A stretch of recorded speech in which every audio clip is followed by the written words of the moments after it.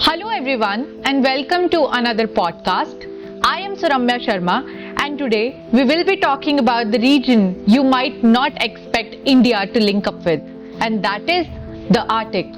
As ice melts and tensions rise, the Arctic is becoming the center for the global power play. So to break it down, we have our expert, none other than Raj sir. So welcome Raj sir. Thank you very much. So Raj sir, I would like to ask you कि जैसे time चल रहा है और जैसे global power play हो रहा है, what do you think and why do you think that Arctic is becoming relevant for the countries? I suppose आपने जब स्टार्ट किया, you very wisely explained it in very few words.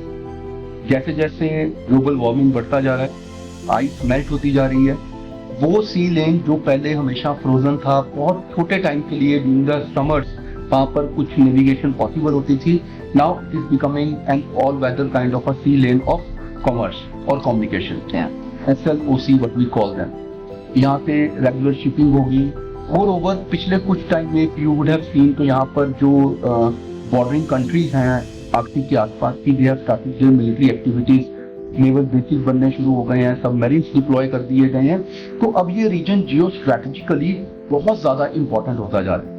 More over ice melt होने के कारण यहाँ पर जो hidden treasure था, be it the rare earth और बी इट द हाइड्रोकार्बन्स, जैसे जैसे वो एक्सप्लोर होने शुरू हुए, it has become all the more significant as a resource rich region. Now because of this resourcefulness of the region and its geostrategic importance, as we have just discussed, तो जितने major players in the game है, be it USA, be it Russia, be it China, they have already started making big leaps into the region. So that has brought the region into the limelight. So sir, as you have mentioned, so China की भी एक policy है, that's called Near Arctic policy. तो उस policy के तहत China is claiming कि the region में वो भी अपनी military को expand करना है. एंड रशिया और चाइना के रिलेशनशिप्स भी ग्रो कर रहा है, तो इसका इम्पैक्ट इंडिया पर कैसे पड़ेगा? देखो, सबसे पहले ना यहाँ पर ये समझना होगा, China has always been playing a very assertive role, knowing the importance of sea lanes of commerce, be it South China Sea, East China Sea, Indian Ocean, now this. China is always moving ahead of the times. They understand the strategic importance, they well plan their moves and they acquire foothold into the regions जहाँ से future में growth के prospects उनको दिखते हैं. And now coming to the main question, China की जो एक एसर्टिव नेवल पॉलिसी है, स्टीलियस नेवी और ब्लू वाटर नेवी जो हम बात करते हैं, ये चाइना इसके ऊपर बहुत समय से काम कर रहा है, in quite some time, and they have already added many feathers to their cap, be it their submarines, be it their naval fleets, or be it their technological, what we can say is their technological lead that they have taken over, particularly India.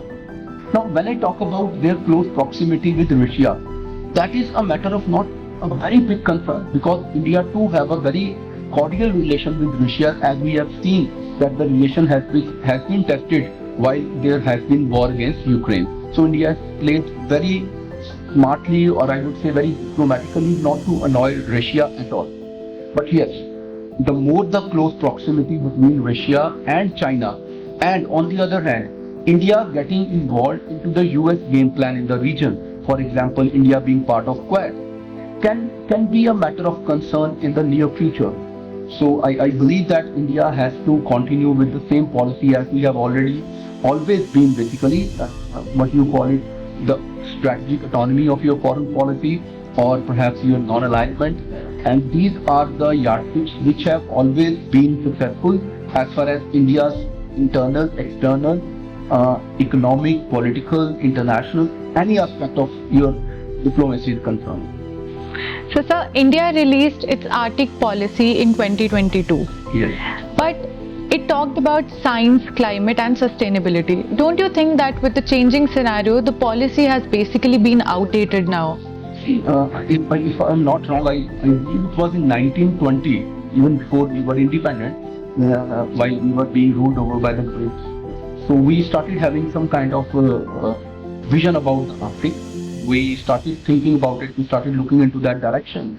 But after independence, the geostrategic shift that we witnessed with the partition of India and then the hostility of China, that started restricting our long-term vision or our distant vision towards the Arctic. Despite the fact कि जब हम independent हुए थे, Cold War का time था, most of the nations were trying to follow either US or the erstwhile USSR. We were the pioneers of the idea of NAM. So we had a vision that we will be having that elitist position as far as the global community is concerned. But somehow that vision was blurred for a while because of the border and internal complications, be it Punjab issue, be it Kashmir issue, be it Northeast issue, or nationalism within India and fight against poverty. Obviously, such a long exploitation by the colonial players. So somehow we could not focus on it, though we started in 1920. Now that we have come into the picture from 2007 onwards, and in 2022 we released the policy. So it is like starting from the very basics of the game. You cannot straight away come as a strategic player, but at the same time you are trying to convince the Nordic nations and the other players in the game that autonomy is something very important, and you cannot make them understand that autonomy is important by being assertive or aggressive in the region. So you have to pick and choose your friends. You have to ensure that you take the right step at the right moment, and you have to ensure that your credibility and your autonomy must not be compromised, or it must not be taken in the wrong hands. So India has to play very safe, but at the same time you have to keep your pace as well. So it's a very delicate kind of a balance that you have to maintain. You have to compete against the likes of China, but at the same time you have to keep the Nordic nations and the other stakeholders in the game in confidence that you are neither China nor you are Russia, neither you are America that you want to acquire Greenland, but at the same time you are there to make friends, you are there to cultivate the idea of collective prosperity. I believe India is thinking in the lines of creating an arc of solidarity and prosperity rather than believing in what the world is saying, creating an arc of competition or military confrontation. It is not that we are weak, it is that we always believe in cooperation, and even if it is competition, it is a competition for cooperative growth, not a competition for disease. So, but as you have just stated, so the point is that India is basically focusing on the scientific aspect of the Arctic nation, whereas other countries are focusing on the strategic and military contestation. So how do you see? I said that we do understand the strategic importance of the region and military implications as well. But at this point of time, where America is trying to get a stronghold there by asking Greenland to be part of USA, or Russia already controlling 80% of the region and its resources, has a very strong hold.